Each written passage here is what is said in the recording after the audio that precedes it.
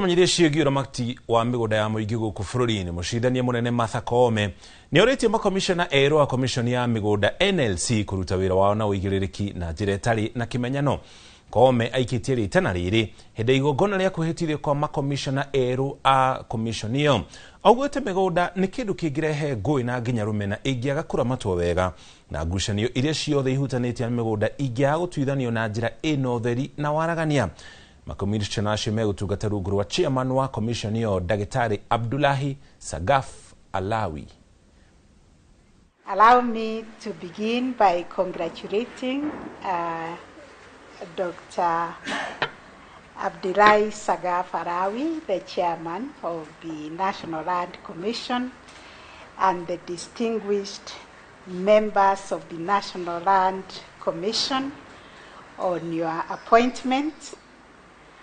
The challenges before you are significant, as enumerated by the chairperson and also the deputy head of public service.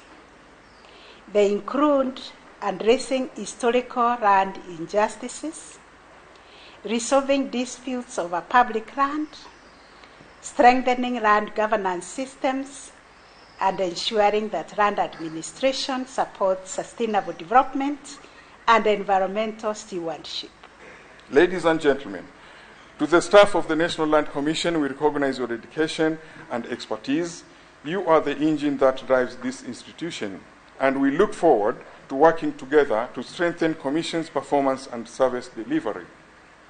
Finally, to the people of Kenya, I wish to assure you that the National Land Commission will continue to serve you impartially and faithfully, guided at all times by the Constitution and the rule of law. We are committed to ensuring that land administration in our country reflects the principles of equity, transparency, accountability, and justice.